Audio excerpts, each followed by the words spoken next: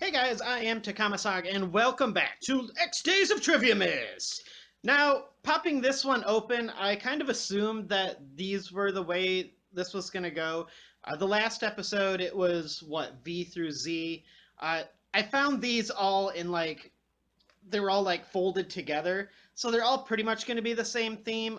This one appears to be, the middle bracket of the letters, so it looks like it's K through U? Again, I'm doing this weird spiral thing. I don't know. So just diving right into this one. We'll begin with more geography related type thing. I mean, if you just name states, that's geography, right? I'm assuming. Name 5 states that have a K in it. I didn't have any clever titles apparently. Like, hey, okay, do this one or something stupid like that. But L. L is name 5 animals beginning with L. Not too bad. Number 3 is name 5. Okay. Name 5 measurements of distance or time starting with M, but you can't use the milli prefix. So you can't say you can't say I can't. I'm not gonna. It's just gonna give it away because all the ones I'm thinking of are milli, and then the word starts with M, so I can't do that. Yeah. So far 5 of each. I think you could probably come up with more on some of those. Oh, here we go. N words. That's appropriate. It seems. And this one is for whatever reason I started sectioning these off by letters. So your first hint is 9A is strawberry, chocolate, and vanilla, starting with N. The second part, used in basketball and fishing. Again, all of these will start with an N. Let's see. C is bothersome. And D is uncared for. Again, all those words starting with N. So jump right into O. This one just says begins with O. Apparently now I'm starting to get. I don't know why I go back and forth between putting those stupid subtitles in there, like I did in the last one. So for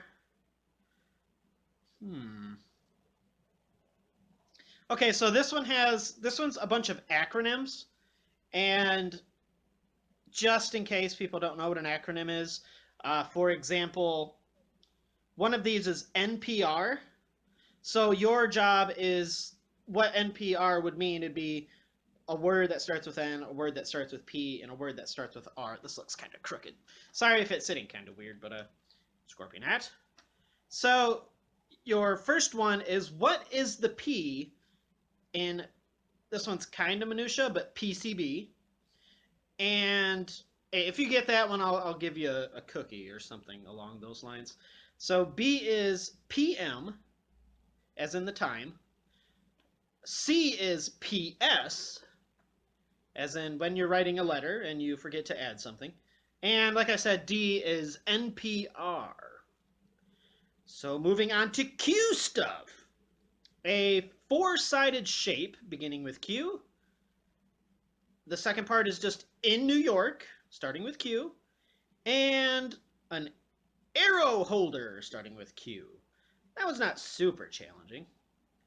And then I'll just go straight through them. So 8 just says R squared, and I apparently thought I was clever with this one. The first one, you need. I am so nervous with this thing sticking in my face like that. So the first one is name 2 restaurants starting with R. The second part of that is name 2 countries starting with R. Again with the birds, 2 birds starting with R. And 2 words with 3 R's in it. That one might be challenging. I can't think of any of those off the top of my head. Number 9, name 5 types of candy starting with S. I'd assume there's about 20 million types of candy starting with S. Try not to use the same candy bar twice. I know, God, all the ones I'm thinking of. say for example you were using like Kit Kat or something, don't use like white chocolate Kit Kat or something like that along with the original one, just to make it somewhat more challenging. Not that it is.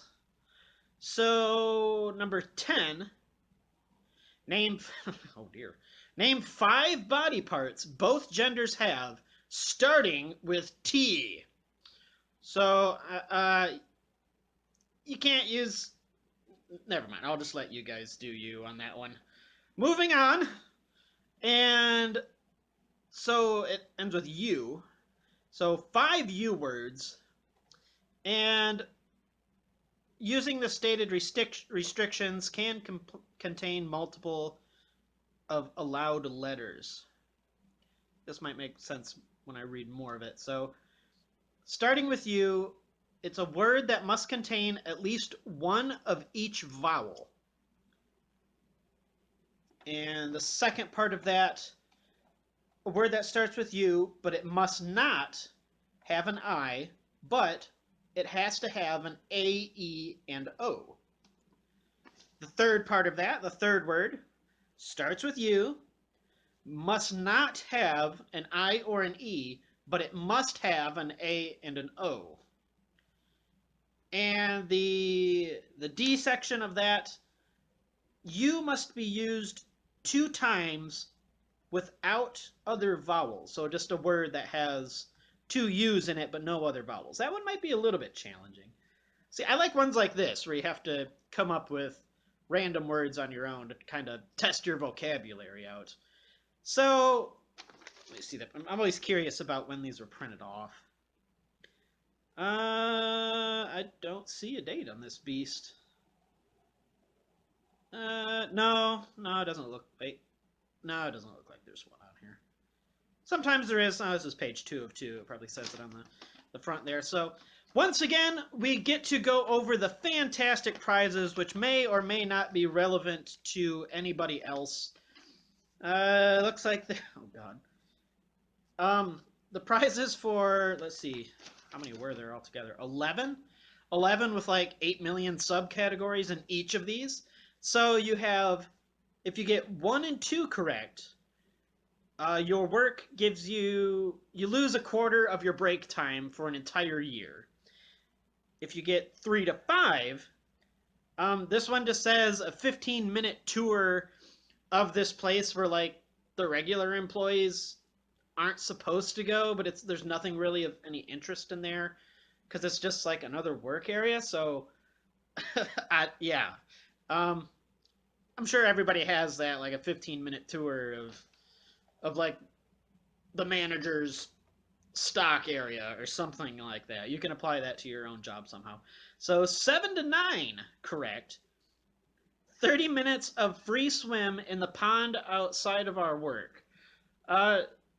That being said, I'm assuming this would be outside of work hours, of course. But the pond out front of our work, there's always about 48,000 geese in there, and there's ducks in there. It's I just picture like the whole bottom of it. It's not sediment, it's just all goose feces at the bottom of it, unless like there's something in there eating. I see people fishing in there from time to time, and I worry for their health and question their sanity. Fishing in that place. Maybe there's something in it. I Nothing I would personally eat, but yeah.